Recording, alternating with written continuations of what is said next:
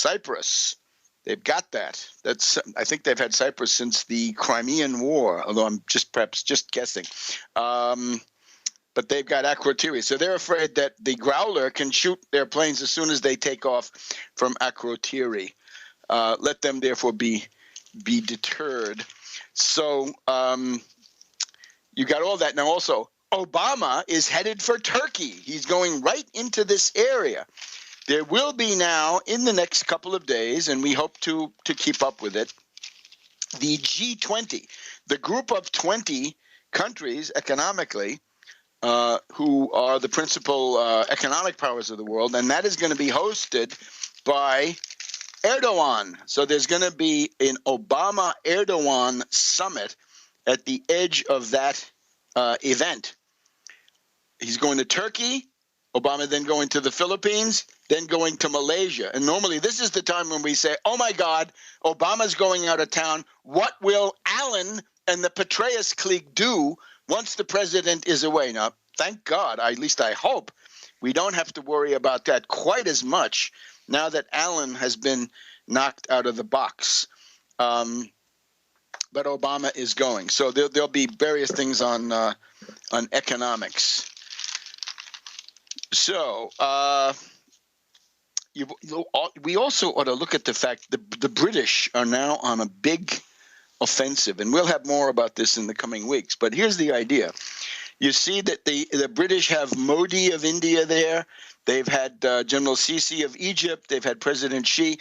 What they seem to be doing is dancing the round of their own former colonies to try to reassemble some kind of a group. In other words, the British, I think, are eager to jump to the conclusion that the U.S. position in the world is collapsing. This is classic British doctrine, right? Perfide Albion, right? This is what they like. So they've had a whole bunch of high-profile visits, right? So India was a colony. Egypt was a colony. China might as well have been one after the Opium Wars, 3 of them. We've got this interesting article, I recommend it actually, in the Voltaire network, the Réseau Voltaire, that it is the British who are guiding the Chinese in their campaign against the dollar. Now, a lot of people, as soon as you say campaign against the dollar, they start salivating in a Pavlovian manner that this is something good. Maybe it's not so good. Maybe the system that the British are trying to sell to the Chinese is not so good at all. Maybe it's pretty naive to think that it's automatically better. And again, our dear friend, the Italian economist Sapelli, reminded us, you guys complain about U.S. world domination. Wait till you try Chinese world domination. You'll be screaming out of the other side of your mouth. So let's bear that in mind. What else can we say about some of these other items? I guess we better go to the Republican debate. We do want to talk about the Democratic debate, which is coming up on Saturday. We propose people should go there if they can. But here's the idea. This the Republican debate, which was held, I believe, on Tuesday evening of this week, was a monstrosity. And it is, I think, the turning point for Trump is unquestionably, from my estimate, when Trump said that wages are too high. I would regard that as a piece of political suicide. And if you saw that, where he says wages are too high, we're not going to raise the minimum wage, that is a clip. If he ever gets the Republican nomination, you will see that until it comes out of your ears. Remember the Romney tirade about the 49% who don't want to work, and some indignant member of the wait staff taped him and destroyed his candidacy? In the case of Trump, he's done it openly. Here's what he says. Let's see. He says that if you want to be competitive, you can't do that. Let's see who writes this up. Here, Eugene Robinson in today's Washington Post. Here's Trump. Remember, the current minimum wage federally set, $7.25 an hour. That's a bad joke. That has not been changed in years. So, quote says, Trump says, I hate to say it, but we have to leave it the way it is. In other words, don't raise the minimum wage. Says Trump, the allegedly populist billionaire. People have to go out. They have to work really hard and have to get into that upper stratum. But we cannot do this if we're going to compete with the rest of the world. We just can't do it. Okay, so if you thought that Trump was a populist, you're a fool, and you better open your eyes to that right now. He is a plutocrat. He's a finance oligarch. He's the darling, the creature of the Wall Street banks who have financed his dubious operations. It's also interesting. He proposes the U.S. should be competitive on the backs of working people. How about the idea that this mass of Wall Street parasites with their bonuses and their ripoffs and their derivatives, maybe that's the luxury we can't afford. Maybe it's time to cut them down to size. But no, says Trump, we've got to do it by keeping the minimum wage at $7.25 an hour. And that means the entire pay scale is depressed. So this is also, we have this woman, Jennifer Rubin.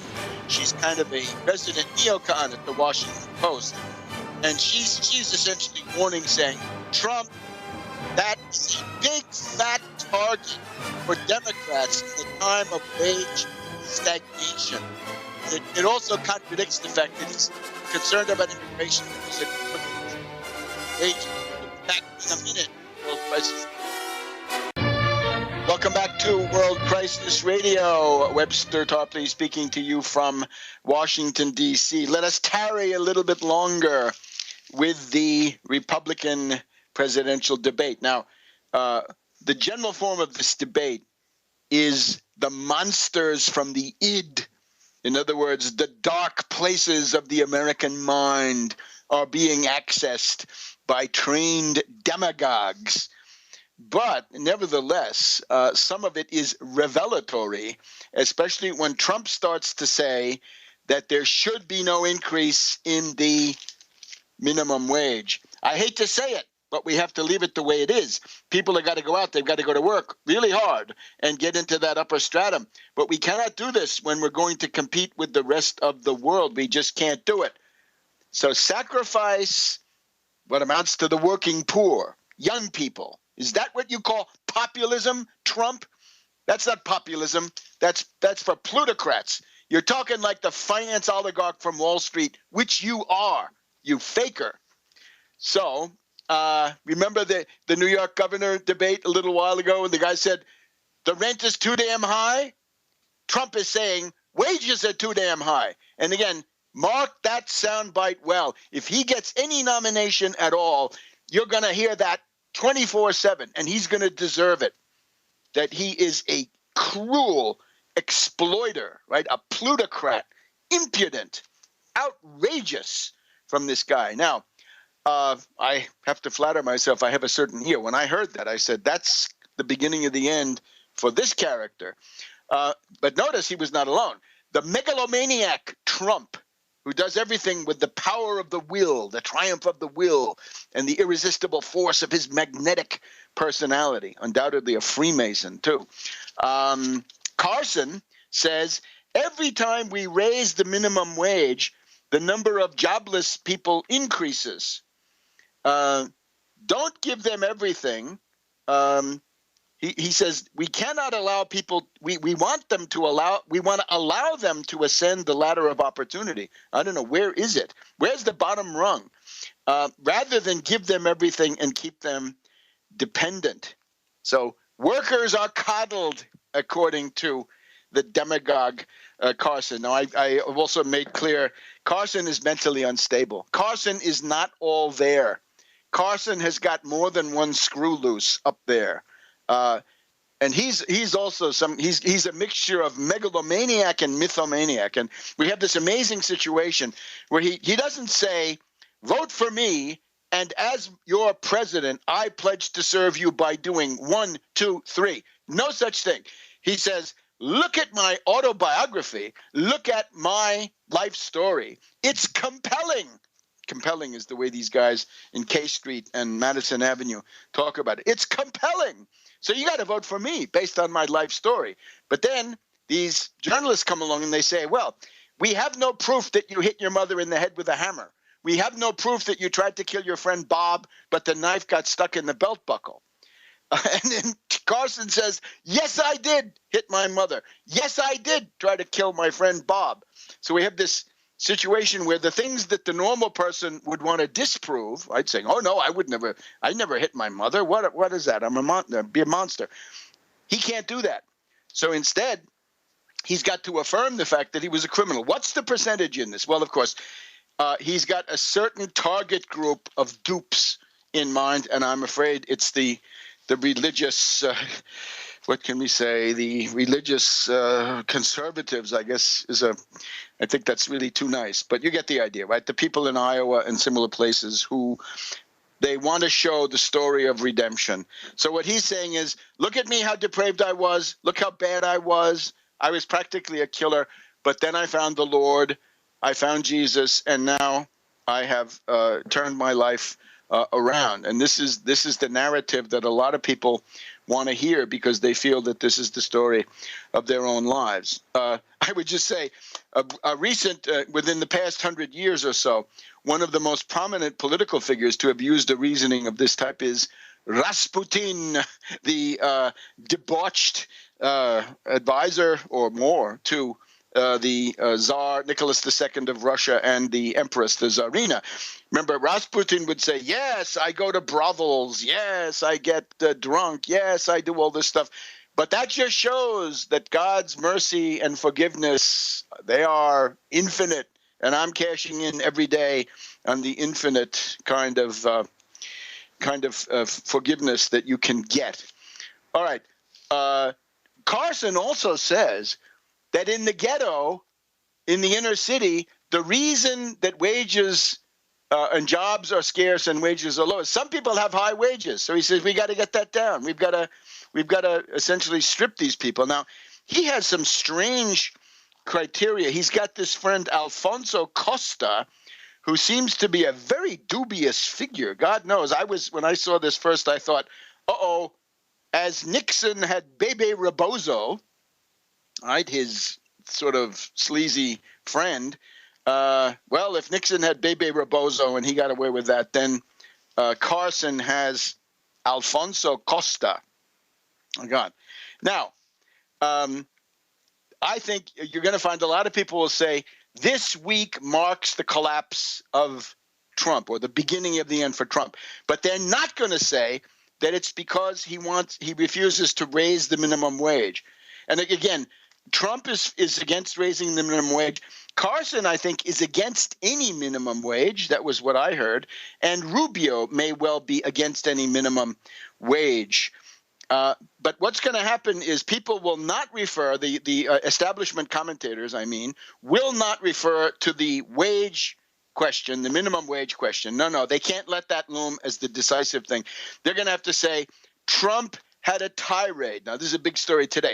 The Trump tirade in Iowa, Fort Dodge, could it be there? Anyway, Trump says that Carson is pathological. He's like a child molester.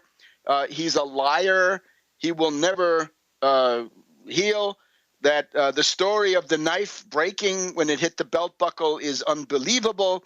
And therefore, Carson's whole rationale of his campaign falls to the ground. And this was the Trump policy on ISIS is bomb the blankety blank, blank, blank out of ISIS, right? Bomb them to hell, bomb them back into the Stone Age. The problem with that is military strategy can't be done that way. That was what was tried in Vietnam and indeed in Cambodia. And no matter how many bombs you have, it does not work. There's got to be an element of strategy. The old saying is amateurs talk about tactics. Professionals talk about logistics. And that means you got to take care of your own logistics and you got to be looking to cut the other guy's logistics. So we have on the minimum wage, the Republicans are monstrous. Rubio Rubio basically says, no college for you, no college for you. You should get vocational training, you losers out there, says Rubio.